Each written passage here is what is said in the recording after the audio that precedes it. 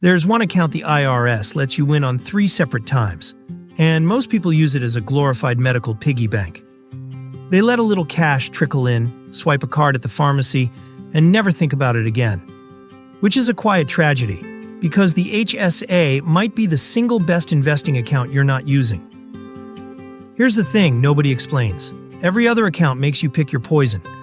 A traditional 401k gives you a tax break going in, then taxes you on the way out. A Roth IRA taxes you going in, then lets the money out tax-free. You get one win, not both. The HSA breaks that rule. Money goes in tax-free.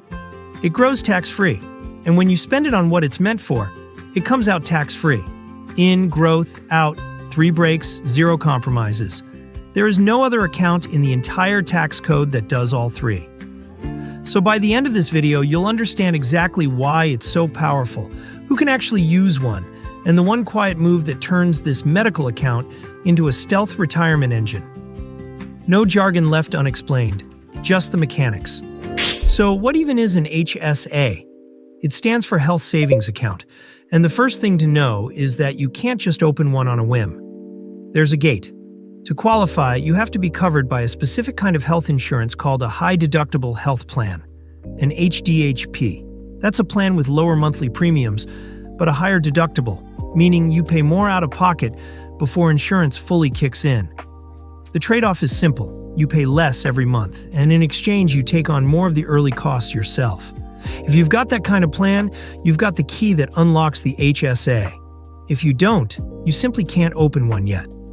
And that's worth checking during your next open enrollment, because for a lot of healthy people, the HDHP plus the HSA combination quietly comes out ahead. Now, on the surface, the HSA is sold as a medical account, a place to stash money for doctor visits, prescriptions, that kind of thing. And it absolutely can be that. But that framing is exactly why most people leave its real power on the table. Because underneath the medical label, it behaves like an investing account. One with tax perks so generous they almost look like a mistake.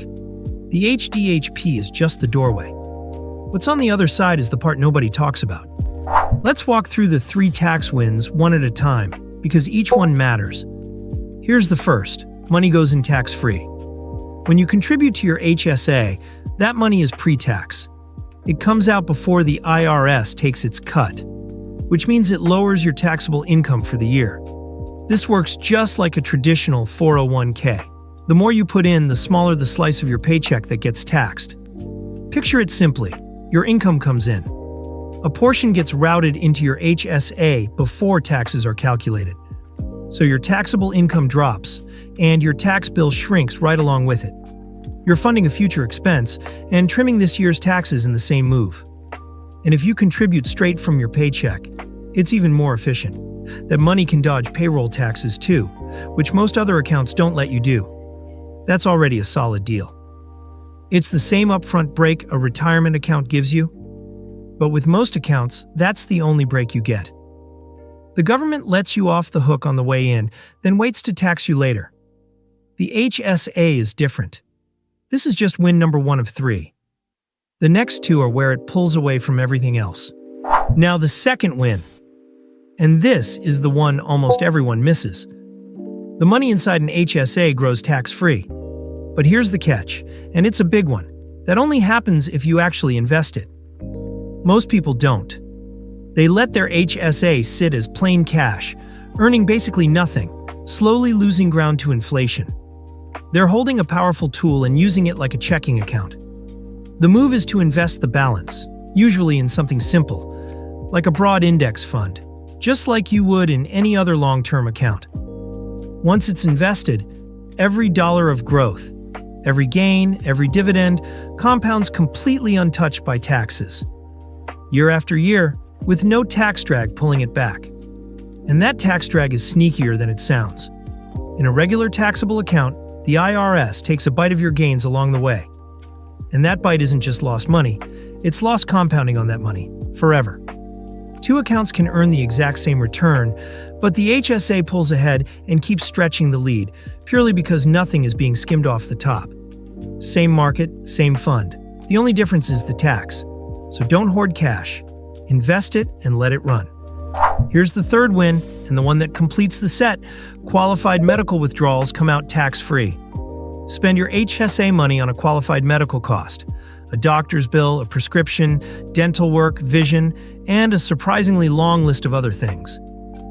And you pay zero tax on that withdrawal. Not a reduced rate.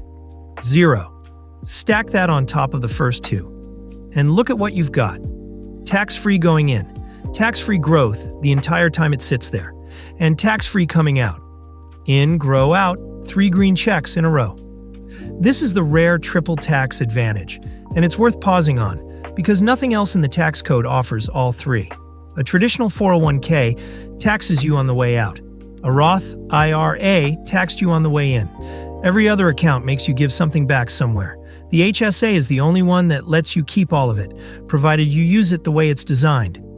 That alone should move it way up your list of accounts to fund. But there's one more layer, and it's the part that turns this from nice into genuinely powerful.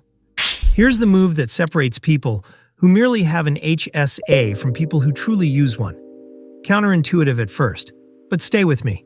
When you have a medical expense, don't reach for the HSA. Pay it out of pocket instead and keep the receipt. Then leave the HSA invested, untouched, growing tax-free for years, even decades. Why? Because there's no deadline on reimbursing yourself. As long as you have the receipt, you can pull that money out tax-free anytime in the future, next year or 30 years from now. So instead of draining the account every time life happens, you let it compound the whole time. A few $100s reimbursed today versus that same money growing untouched for decades is not a close contest. Patience wins by a landslide. And it gets better. Once you turn 65, the HSA loosens up entirely. After that age, you can withdraw the money for any reason, not just medical. And it works just like a traditional IRA. You simply pay ordinary income tax on non-medical withdrawals. With no penalty, qualified medical costs still come out tax-free. So you've built an account that's a triple tax-free machine for health costs and a flexible retirement fund for everything else. That's the pro move. So let's tie it all together. An HSA starts with a gate. You need a high-deductible health plan to open one. Clear that, and you get the only triple tax advantage in the entire code. Money goes in tax-free. It grows tax-free, and qualified medical spending comes out tax-free. But the perks only show up if you use it right. The biggest mistake is letting it sit as cash, so invest the balance and let it compound. The pro move is to pay medical costs out of pocket, save your receipts, and leave the HSA growing untouched for decades. Then reimburse yourself whenever you like. And after 65, it flexes into something like a traditional IRA for any expense at all. Used this way, the account everyone treats as a medical piggy bank quietly becomes one of the most powerful wealth-building tools you have access to. It is the only account that refuses to tax you at any of the 3 stages. And the only catch is that you have to actually invest it and be a little patient. Same dollars, far better container. You just had to know the rules. If this finally made the HSA click, and maybe made you a little annoyed nobody told you sooner, hit subscribe. That's exactly what this channel is for. The money stuff nobody ever taught you, explained plainly. Next up, Roth versus traditional. Which retirement account actually wins? Once you see how the tax math really plays out, the answer might surprise you. I'll see you there.